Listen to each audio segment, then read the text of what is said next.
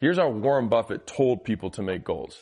He said, write down your 25 top goals in life. He said, really think about it. Make them in order, 1 to 25. Then circle the top 5. Tear off everything underneath and throw it away, because those are the only things that matter. Warren Buffett once said, the difference between successful people and really successful people is that really successful people say no to almost everything. So if you have trouble being productive, then I would consider entering a season of no. The periods of my life in business where I've had huge amounts of growth in very short periods of time, I've gone through things that I call the season of no. And a season of no isn't forever, it's just for now. And sometimes seasons can be 3 months, sometimes seasons can be 3 years. The longest season of no that I had was a 3-year season. During that season of no, I said no to friends. I was a little bit extreme, but I also was running from absolute poverty, and I had started seeing some success, and I was so afraid of messing it up that I said no to alcohol. So I stopped drinking entirely. I stopped saying yes to any social events. I was in a paid group that I was paying like $35,000 a year to be in, and I didn't go to any of the events for 2 years, even though I paid for it. A lot of people think it hurts to say no to things, because it does, because you feel like you're rejecting other people, and most of us have been on the other side of that, and feeling rejected sucks. You have to kind of trick your brain into thinking that the no is actually a yes to the thing that matters most. Because the way that I've always thought about this was from my first principles perspective of, if I achieve this really big thing, in 3 years or 5 years, all of these doors will be open for me. But if I allow these onesie, twosie, one-off conversations, one-off favors, one-off things to take me away from that one big thing, I know that 5 years from now, me not having the thing makes it far less likely that even those first doors are still open. They're only reaching out to me now because of the little bit of success that I've experienced, which I got here because of being focused on the one thing that mattered most. Gym Launch and the big $50 million whatever exit was built during a season of no. And all the people that I said no to still hit me up. But if I hadn't built that during a season of no, and I had said yes to all these little things, and I said no to the thing that mattered most, they might not be here still hitting me up. There's 2 scenarios that I play out in my head. One is that at the end of this, where you achieve something, 95% of people are going to be even further behind you.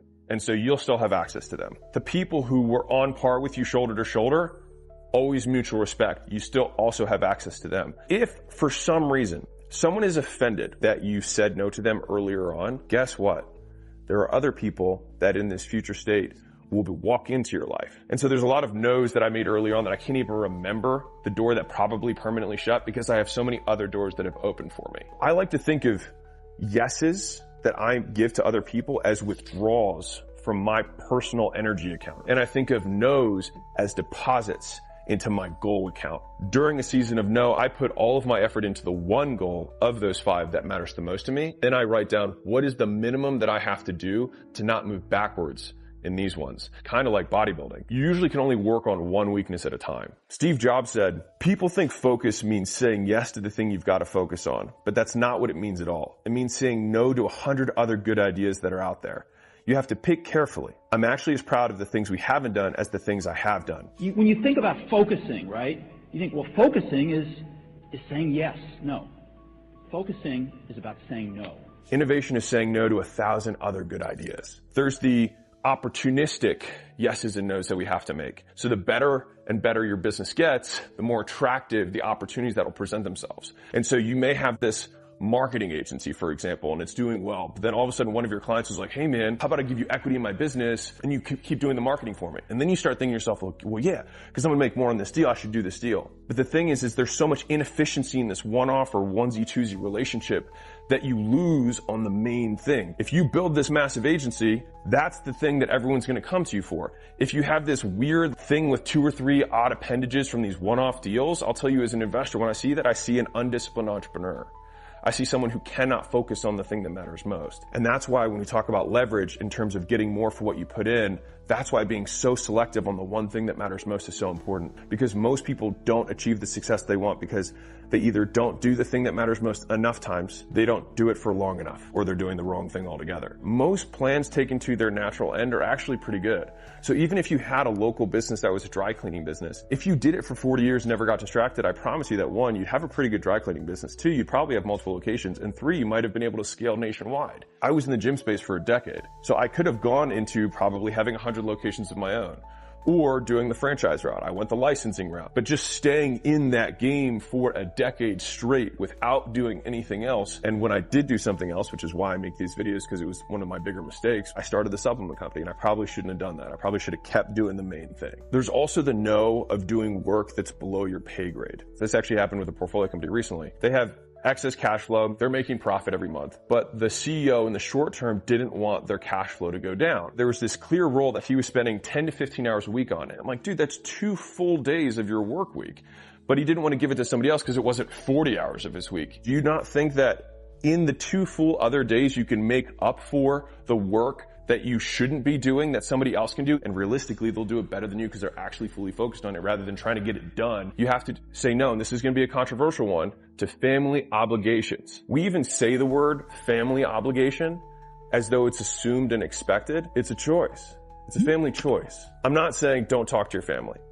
I'm saying you might not want to talk to your mom every day. What you really have is a family trade-off. You're going to trade getting a one-off comment or a stink eye, you think you're too good for us now, or Mr. Big Shot comment for the one thing that matters most. If you can't talk to me, your father, you got all the money, but you know what you don't have? You don't have no heart, you ain't got 2 balls. You have to let other people's dream of you die so that your dream can live. Because there's only so much of you to go around. Everybody else is trying to get you to be the version of you that best serves them, including your family.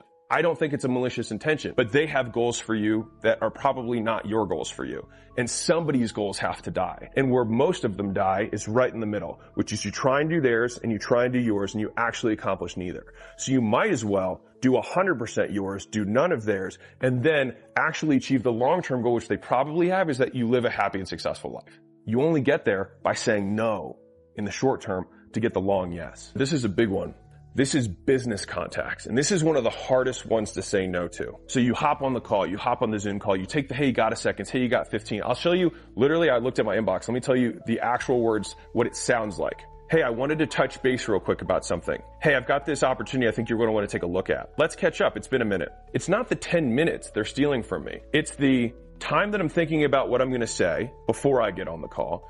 It's what I'm thinking about after the call. It's the when I wake up the next morning and I'm still thinking about someone else's business rather than my own. And it's the actual cost of switching. They've done a ton of research on this, but basically you are like 4 times more productive per unit of time if you do one task rather than try and go A and B. And they just did it between 2 tasks, just asking people to go switch between task A and then do task B. And they were different tasks. And it took people 4 times as long versus just doing A and then B. So when people interrupt your day, think about it as they just 4x how much longer it's going to take me to get this thing done. That's the real cost of saying yes to them. Now, in the beginning, if you want to hop on calls with other people because you want to provide value to them, by all means do it, but you're being conscious about it. So if you have trouble being productive or getting the things that you want done or achieving the big goal, then I would consider entering a season of no. There was a season when I was going from 6 locations to 10. Now, I ultimately talked to a mentor, decided to sell my locations, turn into licensing, and I was like, shit sucks right now. I was like, I'm working 80 hours, 100 hours a week, every hour of every day. I gave up football. I gave up Netflix. And what I started doing was writing down the things that I was willing to sacrifice for my goal rather than the things that I was willing to do. Because a lot of times people have these really big to-do lists,